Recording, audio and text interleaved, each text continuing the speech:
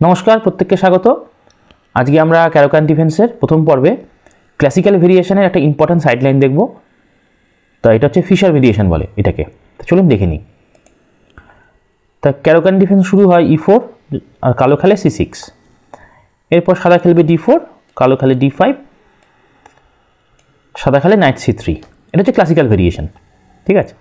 তা আমরা কী করবো, পন দিয়ে পনটা খাবো, সাদা নাইট দিয়ে পনটা খাবে। এই পজিশনে কালো খেলবে বিশপ F5, এই নাইটটাকে অ্যাটাক করেছে। আইডিয়াটা হচ্ছে পন পুশ করার আগে বিশপটাকে বার করে নেওয়া, এটাই আইডিয়া। তাই এখানে আপনি ধরে নিন 95% ক্ষেত্রেই আপনার অপোনেন্ট খেলবে নাইট G3 দিয়ে বিশপটাকে অ্যাটাক করবে, ঠিক আছে। কিন্তু আজকের পর্বে আমরা দেখব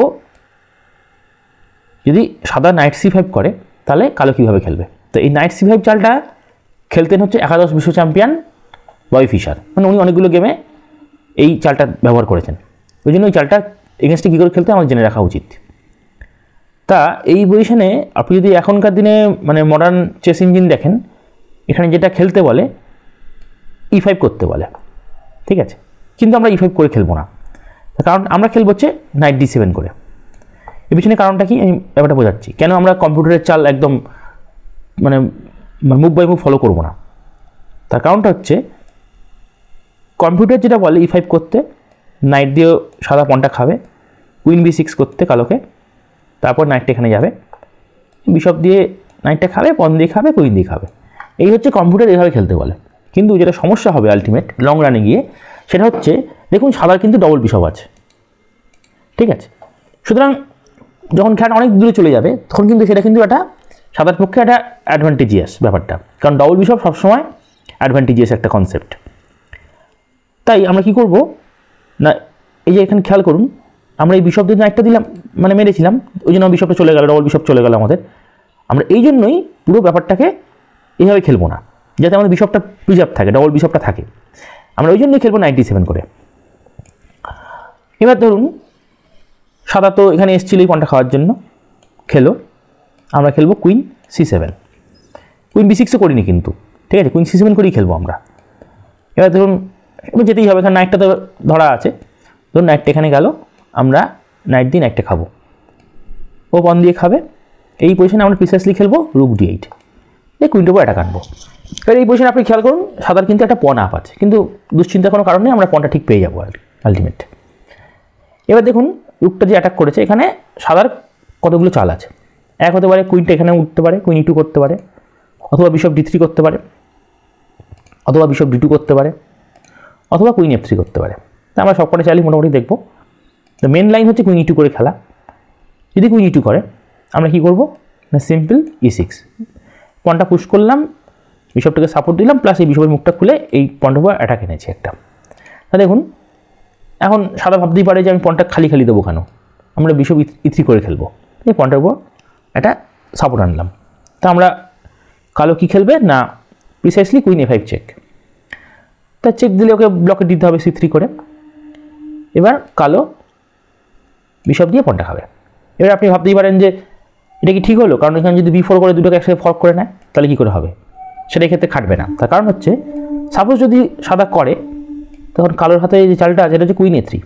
এবার দেখুন আপনি কিন্তু খেতে পারছেন না, কারণ এখানে কুইন দিয়ে চেক মেরে কিং আর রুক ফর্ক হয়ে যাবে, ঠিক আছে। তো ওই জন্যই B4 চালটা হয় না, ঠিক আছে।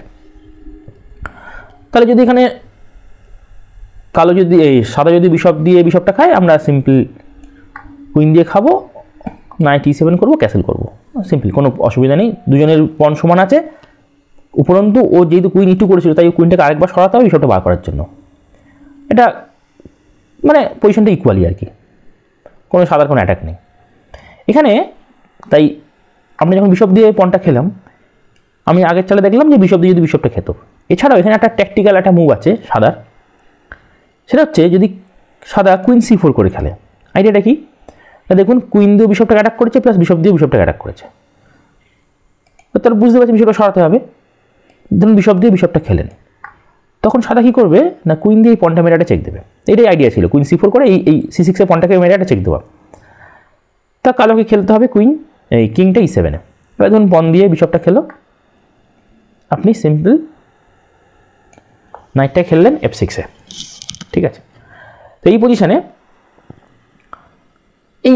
মানে সাদার একটা পণ আপ আছে, এটা বুঝতেই পারছেন, কিন্তু এই পণটা কিন্তু দুর্বল, এটা লং রানে চলে যাবে। এছাড়াও মানে সাদা এখানে একটা মানে এবার আমি যে গেমটা দেখাবো এটা কিন্তু অরিজিনাল একটা গেমে খেলা হয়েছিল এই পজিশনটাতে। এটা খেলা হয়েছিল 2011 সালের একটা গেমে লেভেন ডেলিসের সাথে রিজান সেভের। তো এখানে সাদা খেলে বিশপ B5। এই অদ্ভুত চালটার মানেটা হচ্ছে এরকম যে এই বিশপটা এখানে এনে কুইনের সাথে এই C5 এর স্কোয়ারটা একটা ডিসকানেকশন করে দেওয়া, যাতে করে কুইন C5 একটা চেক দিতে পারে। তো অরিজিনাল গেমটা অন্যভাবে চলেছিল, সেটা মানে কালো ঠিক করে খেলতে পারেনি। যেভাবে খেলা উচিত ছিল সেটা হচ্ছে ইমিডিয়েট রুক C8 করা উচিত ছিল, কুইনটাকে ধরা উচিত ছিল। এবার কুইনটা যাবে কোথায়? যেহেতু কুইনের সাপোর্টে এটা বিশপটা ধরা আছে, তাই এই কুইন কিন্তু এই বিশপটা সঙ্গ ছাড়তে পারবে না। তাহলে সাপোজ ধরুন এখানে চেক দিল কথার কথা, তাহলে আমরা খেলবো রুকটা C7-এ, এখানে কুইন A6 যেতেই হবে, কুইন দিয়ে খাবো, পন মানে ধরুন বিশপ দিয়ে কুইন এটা খেলো, আমরা খেলবো এই রুকটাকে আনবো B8-এ। এবার দেখুন এখানে একটা ম্যাসিভ একটা ক্রিয়েট হয়ে গেছে, কারণ ধরুন B3 করে আপনি B3 করেও খেলতে পারছেন না, কারণ এই পনটা চলে যাবে, আর যদি রুকটাও আনতে পারছেন, এখন বিশপটা এখানে আছে। তো অবশ্যই যদি লং ক্যাসেলও করেন তাতেও খুব একটা পজিশনে উন্নতি হবে না আর কি, কারণ নাইট E4 করে এই দুটো ফর্কিং মানে ফর্ক চলে আসবে আর কি, ঠিক আছে। তো এই পজিশনটা অলরেডি কালোর বেটার হয়ে গেছে। তাহলে এইভাবে আপনি খেলবেন। আমি এই লাইনটা দেখাচ্ছি না, ফিরে আসি। এটা শুরু করেছিলাম হচ্ছে এখান থেকে, মানে যখন আমরা E6 করেছিলাম, বিশপ দিয়ে এই বনটা ধরেছিলাম, তখন কালো খেলেছিল বিশপ E3। এই লাইনটা আমরা দেখলাম যে আমরা কী করবো, কুইন চেক দিয়ে বিশপ দিয়ে এই পনটা খাবো, ঠিক আছে। ধরুন যদি এখানে সাদা কুইন C4 করে খেলতো, দিয়ে বললো যে বিশপ দিয়ে আমি পনটা মারতে দেবো না, তখন কী করে খেলবেন?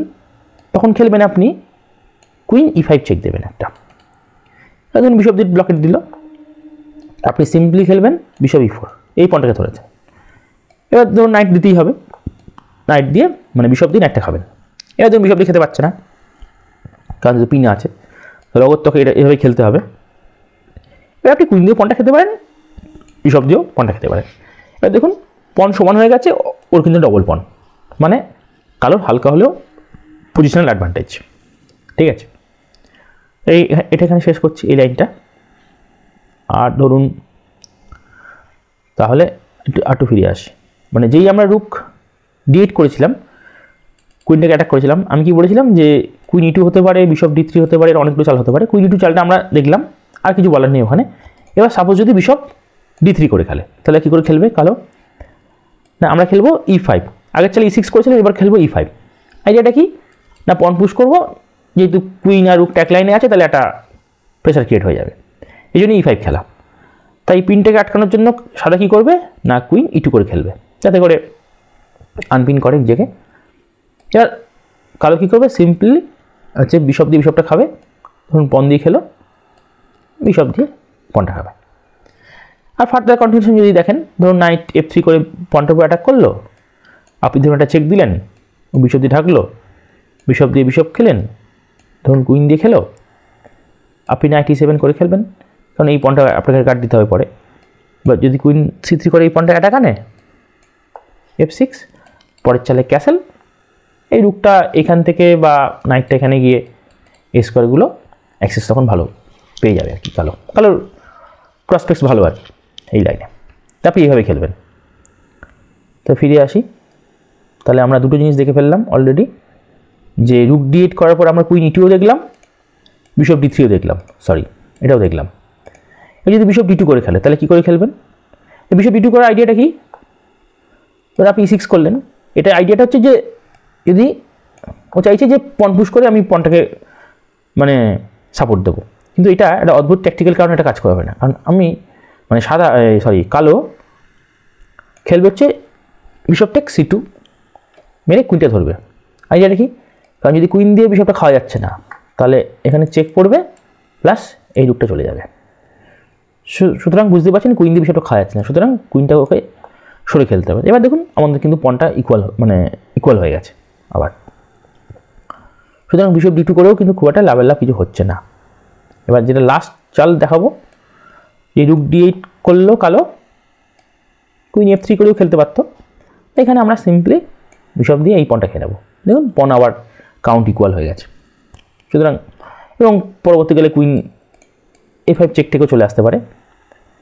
এটা আর দেখানোর কিছু নেই, আলটিমেট এটা খুব একটা মানে এই লাইনটা আমাদের খুব একটা জটিলতা নেই, এটা সহজেই আপনি খেলতে পারবেন। যদি বিশপ দিয়ে এই পয়েন্টটা খান তাহলে মোটামুটি সবই ইকুয়াল, ঠিক আছে। তাই আর কিছু দেখানোর নেই। তা একবার ছোট্ট করে রিক্যাপ করে দিই কী দেখালাম না। যখন নাইট C3 করেছিল, ক্লাসিক্যালি ফিরিয়েছিলাম, আমরা পন দিয়ে পনটা খেয়েছিলাম, নাইট দিয়ে পনটা খেয়েছিল, আমরা বিশপ দিয়ে নাইটটাকে চেস করব। ম্যাক্সিমাম ক্ষেত্রেই নাইটটা এখানে যায়। তা ফিশার হচ্ছে গিয়ে নাইট C5 করে খেলতেন, তা আমরা কখনোই এখানে E5 করে খেলবো না, কারণ যেটা বললাম আমরা তাহলে ডবল বিশপটা আমাদের নষ্ট হয়ে যাবে। আমরা খেলবো নাইট D7, ও নাইট দিয়ে পনটা খাবে, আমরা কুইন দিয়ে নাইটটাকে এখানে ধরবো।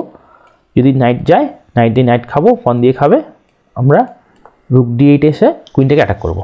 তো এখানে দেখিয়েছিলাম কুইন E2 হচ্ছে বেস্ট মুভ, অথবা বিশপ D3 করেও খেলতে পারতো, সেটাও দেখেছি আমরা কীভাবে খেলবে। কালো বিশপ D2 হতে পারতো, কুইন F3 হতে পারতো। এই টোটাল হচ্ছে গিয়ে এই কটা চাল। তারপর এই কটা চাল মাথায় রাখলে এই লাইনটা নিয়ে কোনো রকম অসুবিধা থাকার কথা নয়। আশা করি ভিডিওটা ভালো লেগেছে। ভিডিওটা ভালো লেগে থাকলে একটা লাইক দেবেন। ভিডিওটা দেখার জন্য ধন্যবাদ।